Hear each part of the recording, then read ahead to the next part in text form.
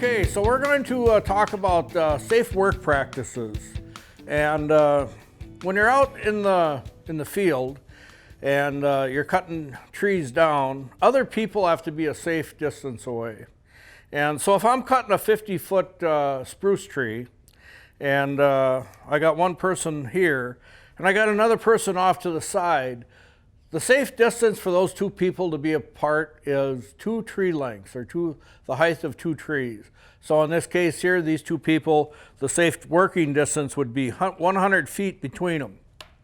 Now, theoretically, that person, the second person, could be out there at 60 feet, and that 50-foot tree is not going to hit them.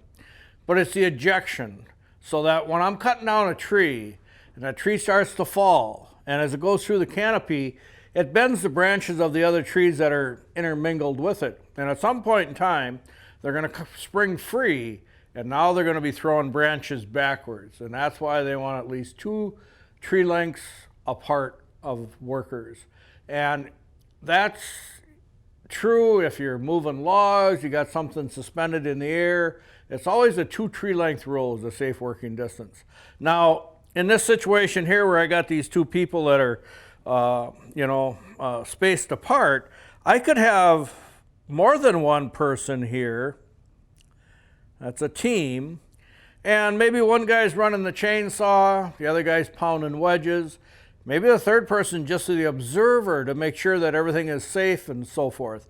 That's all right, but we're all focused on what's happening with this one tree. It's other people that are not associated with that tree that need to be that 2 tree lengths away. So the person that's doing other work, sharpening his chainsaw, eating lunch, whatever the case may be, needs to be at least 2 tree lengths away. Never have any more people at the base of that tree that you're cutting than absolutely necessarily needs to be there. Have as many people as you need, but there again, don't have any extras. Extra people, get them a safe distance away. So that's pretty much the story on that. Now, before we're going to cut down a tree, there's 5 things that we need to assess before we start the actual cutting. And the first one is, what are the hazards with this tree? So the hazards can be many different things. They could be a dead limb that broke off from the last storm and it's laying up on top in the branches. Could be the condition of the top of the tree. Maybe it's partially dead, we got broken branches, splits. Maybe the rotted condition in the middle of the tree. Maybe the condition at the base. The power lines. Wind is a consideration, that's a danger. Another hazard it could be, and that's where a lot of you as public works employees would encounter, would be the bystanders. We got a bike trail, or just a hiking trail, or whatever the case may be. One of the things that I've noticed over the years, that when the public works employees go out, whether it be city, county, or state, doesn't matter, but a lot of people want to see what you're doing. So if you show up to the site, and you got all kinds of equipment going on out there, and you got a whole bunch of you guys gathered around, all the kids that aren't in school, they're going to come down and watch you. The old duffers that are retired, nothing else to do, they're going to come out and watch you. Well, now you got crowd control that you have to deal with, and that's another hazard that you have to deal with, because you can't be injuring or killing those people either. Another consideration is, which way does this tree lean in regards to how it falls? So most of the trees you're going to fall them the way they lean. That's the easiest, makes the most sense. But just because the tree is straight up and down, if all the canopy is shifted to one side of that tree, that's the same as that tree leaning that way. So what I like to do is I like to look at the crown of the tree, figure out the center mass of that crown in relationship to the stump, mainly where the hinge is going to be, and figure out how that tree is positioned as far as lean is concerned. Retreat. We want to have a retreat at 45 degrees away from the direction of fall. You never want to go straight behind the tree, but you want to have that retreat at a 45-degree angle. And you want to establish that 45-degree angle before you start cutting the tree. You walk up to the tree, figure out, okay, this is where I'm going to fall it in this direction here. This is going to be my escape route off to this direction right here. And if there's something in the way, clear it out. Move all the stuff, because in the event of an emergency, that's not the time that you want to stop to start moving stuff. So you don't want to have any tripping hazards in the way. So you need to deal with the retreat. Lastly, or thirdly, fourthly, whatever, which size of hinge are we going to use on this tree? Now, the standard rule of thumb is that the thickness of the hinge is going to be 10% of the diameter of the tree. Now, that's a standard rule of thumb for a live tree with a full canopy. Now, if I got a tree that's partially missing from a storm, the tree is dead, meaning I lost a lot of that weight from the sap and moisture in the tree, well, that 10% might not work, might be too thick. So 10%, so that means if I got a 20-inch tree, the thickness of that hinge would be 2 inches. That's a rule of thumb. That'll vary with species of tree and your own experience. And lastly, what kind of a plan am I going to use on this tree? Now, the plan is going to include the direction of fall. Where's my retreat going to be? How's the tree looking as far as lean is concerned? What kind of a notch am I going to put in that tree?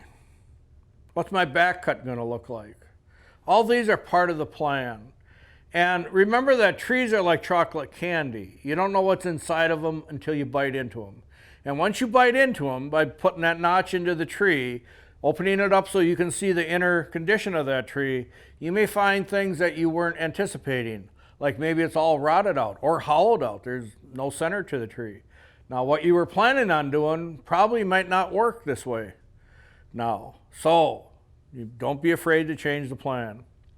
I've had more than one guy killed with my years at OSHA that should have changed the plan and didn't, and wound up dead over it. So those are the things that we have to consider before we start cutting down a tree.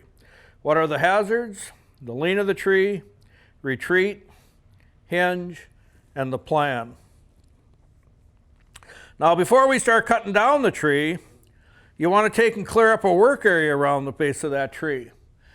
And so you want to make sure that, you don't need to make it into a park, but you want to get rid of all the tripping hazards, so that it's workable. So don't have obstacles in your way. There again, the direction is going to be a fall. It's going to be that way. So you want to clear and establish that escape route away from the direction of fall at a 45. And the last thing you want to do is just stand by the tree when you're falling it. In my 18 years with OSHA, I can count at least 6 people that got killed standing right next to the stump of the tree. When they falled it, the tree jumped up or jumped backwards, struck them, killed them. And there's no reason to stand right next to the tree as you're watching that thing fall. Once that thing starts moving down, meaning gravity is working, the hinge is giving, you need to get the heck out of there. Take that retreat. Retreat should be at least 10 to 15 feet away from the tree. As that tree is falling, you want to make sure that you're watching that crown of that tree go down through the canopy and watch for any branches that are going to be flung back, thrown back at you. So you never want to turn your back on that falling tree. So the notches that we're going to use on our trees, different types of cutting. Now, the old standard notch is a conventional notch, which is just a basic 45-degree notch. Been around for a long time. So it's a 45-degree notch. The back cut is going to be above the horizontal plane of the face cut. Should be 1 to 2 inches above. OSHA just says it needs to be above, but the industry feels that it should be 1 to 2 inches. Now, what you're trying to do there is establish a lip so that butt log has something to grab onto as the tree is going forward, so it can't slide off of that stump. So having it 1 to 2 inches above is pretty good. The other notch out there is a Humboldt notch, and that's a notch that's the same as the conventional. It's just in reverse. It's one where a logger would use if They were making saw logs where that log has to have a nice flush butt going to the mill. So they put the notch in the stump. Both of them both work basically the same way. So if you do a Humboldt or a conventional notch, it works pretty good, but it still has a tendency of killing people and hurting people. Now, how that notch came about was from the crosscut saw days. With the crosscut saw, they would cut into the tree like such. The whole purpose of making a notch into the tree is to make a relief so you can establish a hinge so you can tip that tree over. So they would cut in with the crosscut saw. Now, to get that relief out of there, they would take an axe and chop out that notch. And the natural swing of somebody with an axe is roughly 45 degrees. And that's how it came about. And if you use a 45-degree notch, it doesn't work too bad. Trouble is that not too many people use a 45. What a lot of people will use is they use a notch that looks probably more like that right there, a shallow notch. When they do the back cut, right up coming in there, right here is the pivot point of that tree, right there at the hinge. And as that tree falls down, this is what we wind up with. And once that tree closes up this gap, that becomes my new pivot point right out there. Now, the only way that tree can continue to go to the ground is this has to be severed. That hinge has to be disconnected from that stump. Now, once I start doing that back cut, and I'm cutting in there with the chainsaw, and all of a sudden the tree starts to shift, meaning gravity is taking it to the ground, the hinge wood is hinging, I can quit cutting, and I can back up and take my retreat. Now, that tree is going to fall slowly, and once that gap closes up, there's a good chance that it's going to stall out like it did right here in the diagram. Now I got to come back in here and finish cutting that off. And when I do that, once I cut it free, this butt log can scoot back like that and strike me, or the tree can barber chair up like that and split, and this is going to kick out at me. So there's a lot of things that can happen when you come back up to finish cutting that tree down with all that tension on there. So most people know that this can happen. So what happens is that when they start cutting on that tree, they just keep cutting and cutting until finally the tree is either cut off from the stump or it snaps off the stump. But where are they during this whole process? They're right there at that stump, running the chainsaw, paying attention to the chainsaw, not paying attention to the limbs and branches that are up above that could be falling down on them or any other conditions. So inherently, this is just a bad, bad scenario when it comes to that. So back in the late 70s, early 80s, a guy from Sweden by the name of Soren Eriksson and a couple of his friends got together to come up with a better way of cutting down a tree. And now they have a tree that has a 70 to 90 degree opening, no more than a third of the way into the tree, and the back cut is even or slightly above the apex of that notch cut right there. And when you make that notch, what it's going to look like from the face is you're going to have a notch that's going to look very similar to that. Get the crayon to work here. And it's going to roughly be about 80% of the diameter of the tree, the face of that notch would be. Now, what that's going to look like is that notch is going to look like this right here. And it's going to, you can see that the face of this notch here is roughly about 80% of the diameter of that tree. But what it looks like here is we got a notch that is 90 degrees. But what's nice about this notch is that when I tip the tree over, as you can see, it doesn't come bark to bark until the tree is on the ground. What that does is allow this hinge to work for the whole duration, holding that tree in contact with the stump until the tree is on the ground. Now, the whole purpose of making a notch right here is to create a length of hinge that's sufficient to cut down the whole tree. And this notch here, at roughly 80% of the diameter of the tree, gives you a length of hinge that's almost at the widest part of the tree. Now, a lot of people are accustomed to making notches that are real deep into the tree, halfway into the tree. I've seen a lot of them that way. Now look at this notch right here, or this hinge. When you look at this right here, and you see that 2x2 that's embedded into this stump, representing the hinge, you can see that hinge is almost at the widest part of that tree. So by going deeper into the tree, the hinge hasn't gotten a whole lot longer than it would be out there where it's at. But what you lose is all this real estate back here. And you want to keep this, with this type of cutting, keep this hinge, this notch, as far away from the back as possible, for reasons you're going to see here shortly. So now making this notch, now that's a very simple process, but before I'm going to put a notch into the tree, I got to first decide, where do I want this tree to land? Where do I want this tree to fall to? And it may be right where the tree is leaning, wide open space. Use it, why not? But it also may be that where that tree is leaning up against toward a building, toward the power lines, maybe out into the roadway. A lot of things that tree could be headed for that is not good for you. So you may have to change the direction of it. Now, I suspect that, there's a lot of you that are hunters. And when you go out hunting and you see that game that you want to shoot, you pick the gun up and you line up all the sights, and when everything looks right, then that's when you pull the trigger. You don't take the gun at your side here, and shoot the deer with the gun down here at your hip or out at the side. No, you're going to pick it up with the gun and shoot right down there. Well, the same thing with a chainsaw. Chainsaws have gunning sights on them. They've been on there for decades. Most people don't even know that they're there or what they are. But chainsaws have sights on them just like a rifle does.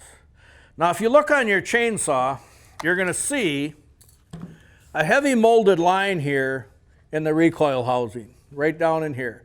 And that heavy molded line, as you can see right there, and on the other side, you can see the line on the brake housing. Those two lines, those are your gunning lines, gunning sights.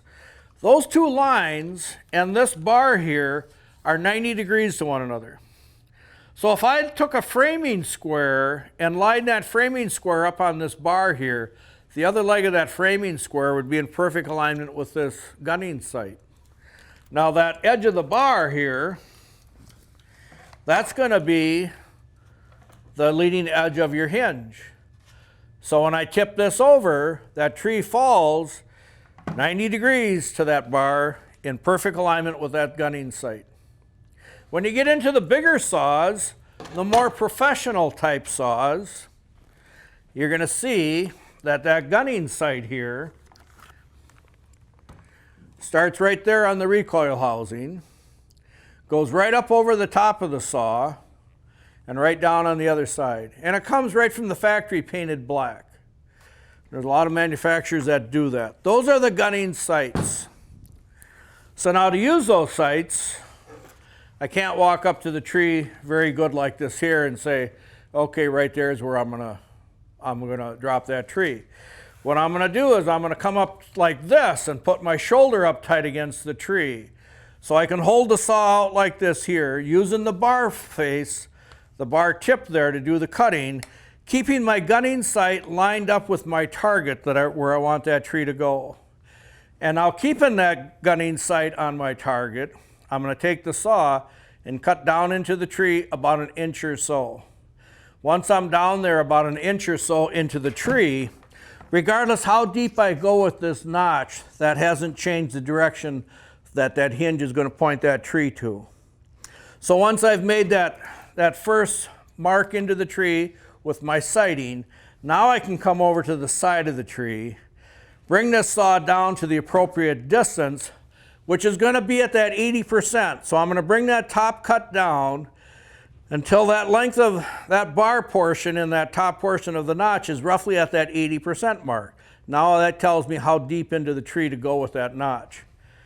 Now coming up from the bottom, I'm trying to create a 90-degree angle between this top cut and the bottom cut. And so that's going to tell me how to pitch this. So I'm going to pitch that bar until I realize that I got a 90-degree angle between the two. As far as going up and down on the tree, I'm going to bring this up or down on the tree until I can transpose that this bar is going to intersect with that cut right there. And it takes a little bit of practice, but it's very easy to do. So once I've established that I have a 90 and I got the intersection of the cuts meeting together, now I'm going to bring the saw up forward from the bottom, and I'm going to be looking down through this top kerf line that I created there so I can see when the bar and chain is even from side to side without going beyond it. Now if need be, I'll come back into here, cut down into that bottom cut to relieve that notch. So on the drawing board here, so here we got our tree. My first cut into the tree was right there, and that was with my sighting mark, keeping that gunning sight lined up with that target that I want that tree to fall to. Now from the side of the tree where it's more comfortable to run the saw, I'm going to bring this cut down the appropriate distance until the bottom of that cut there is roughly at that 80% mark of the diameter of the tree. Now coming up from the bottom here and looking down through that top kerf line, I'm going to bring that bottom bar up like this here and cutting that out. Now if I need to, I'll bring the saw back into the top cut to finish cutting it out of there. And that's how you make the notch.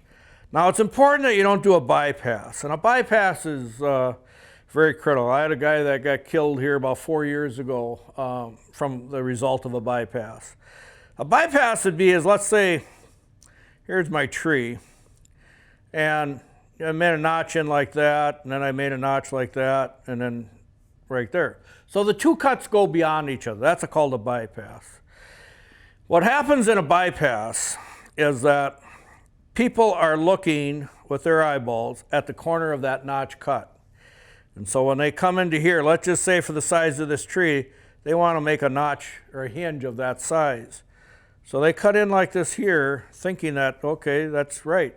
But they entered into this area right there. And in reality, they only got a little sliver or none at all. They have no hinge. So if you do a bypass, that's fine. What we're going to do with a bypass, we got our tree like that there. Now I'm just going to come in here with the saw and clean that out of there so that the bypass is removed. And then come in from the back cut like such. So making the notch is a simple process. Now, where and how you make the notch really doesn't matter a whole lot.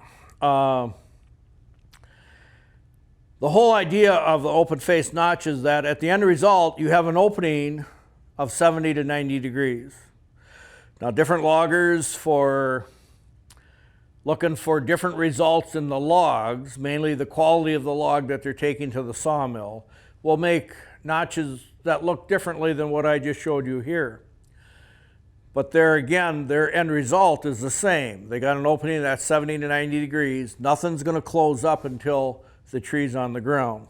So the other thing that I strongly urge you to do is that if I'm logging, I'm going to cut a tree right at the base of the stump, low to the ground, because I want all that wood to be able to sell.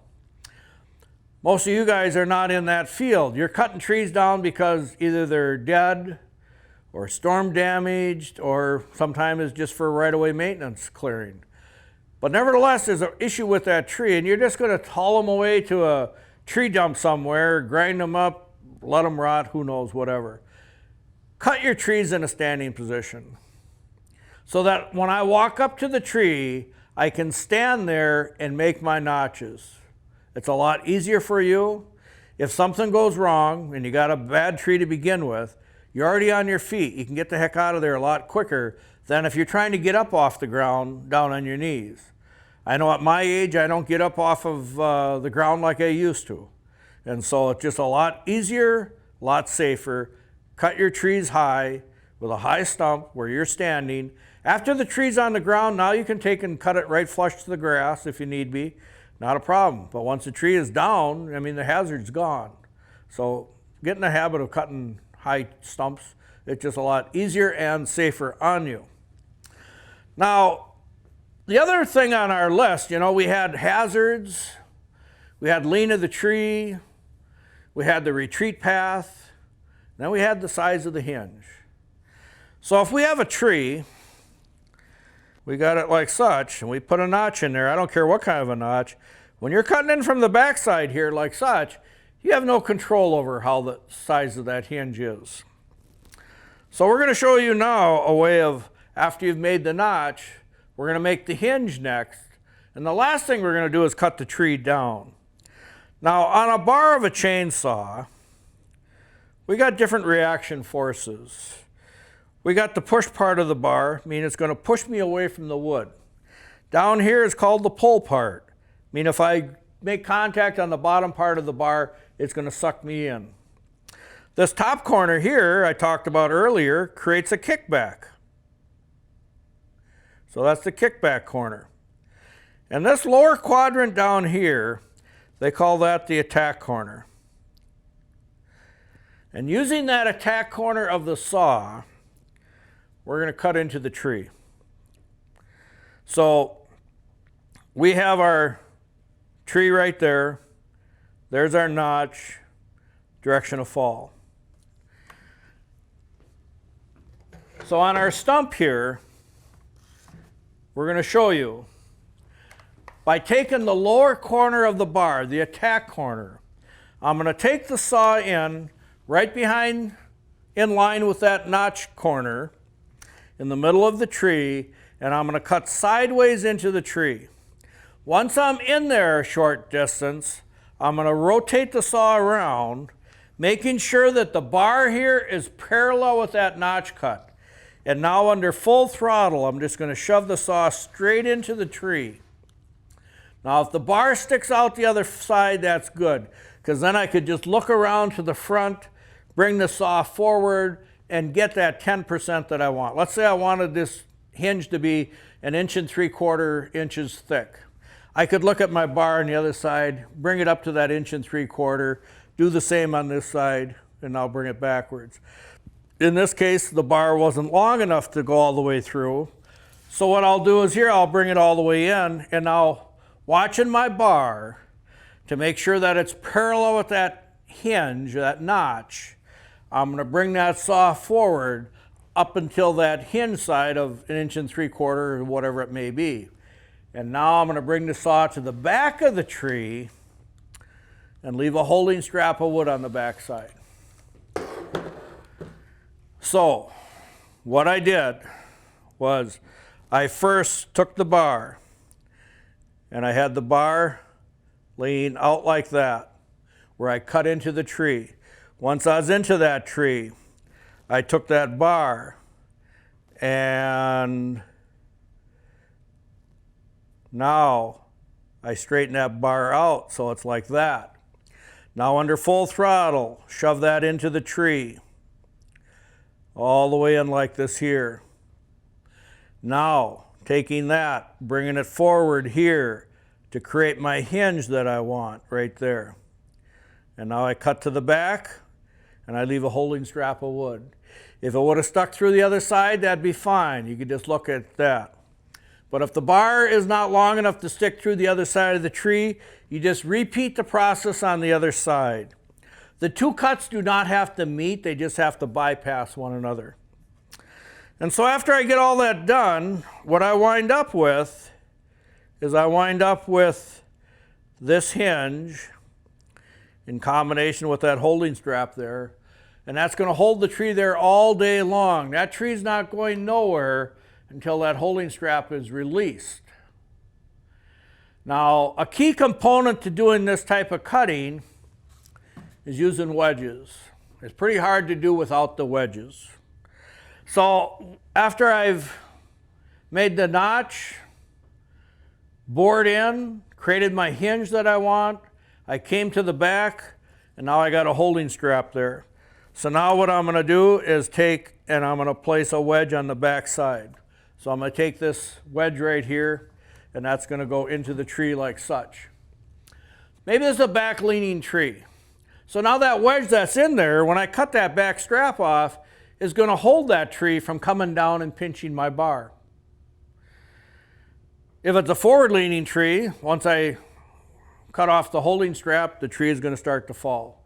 If it was a back leaning tree, once I cut the strap, now I'll come up with the axe, pounding the wedges in there, forcing that tree to tip over in the direction that I want it to go to.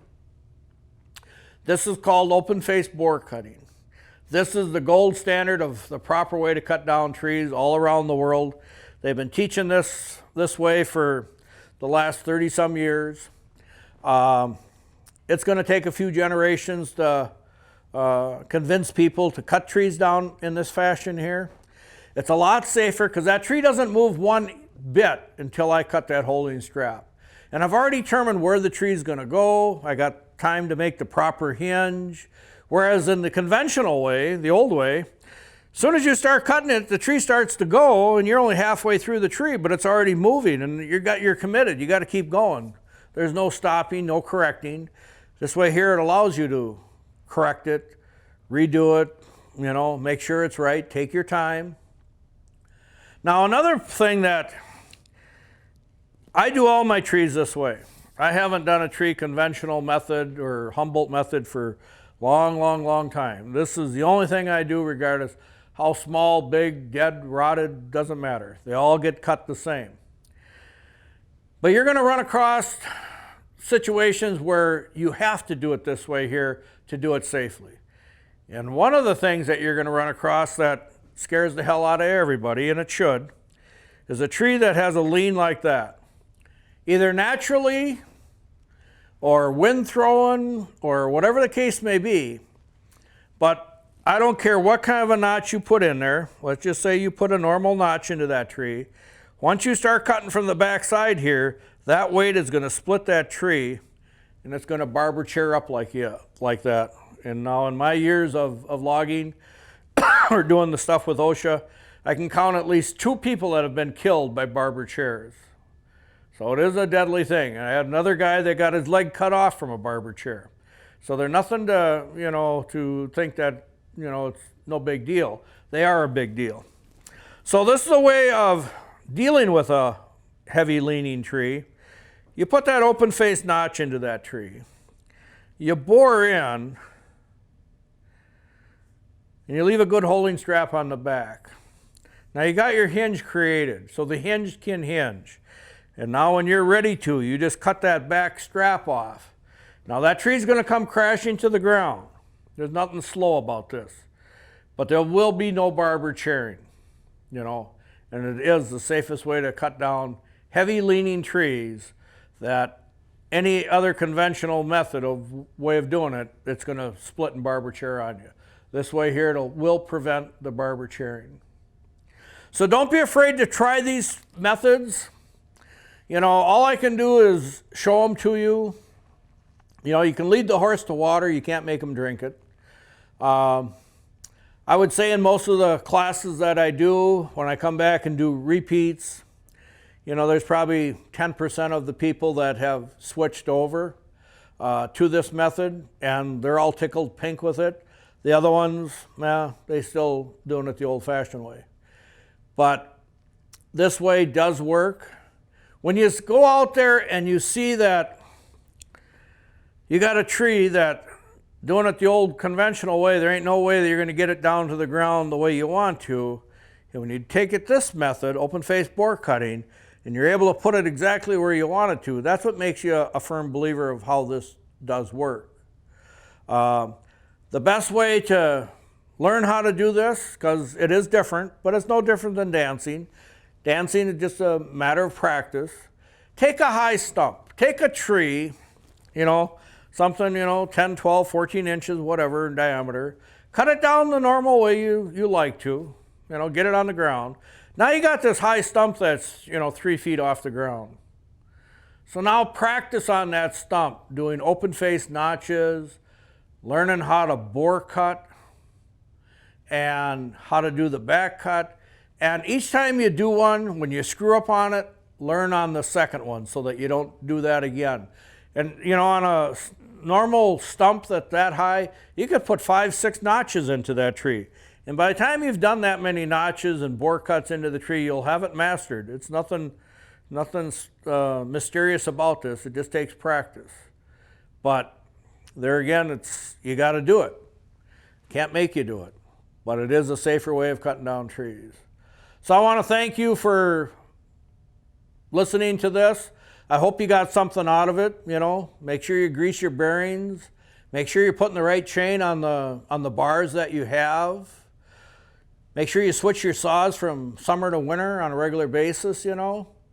And, you know, you need to respect the chainsaw, but have fun with it too. We hope this training will assist you in creating a safe work plan for you and your coworkers. Remember, having a plan on how you conduct your chainsaw tree felling operation will assist in your goal in a successful and safe operation. Employees should have the knowledge, skills, and ability and the right tools to do the job safely.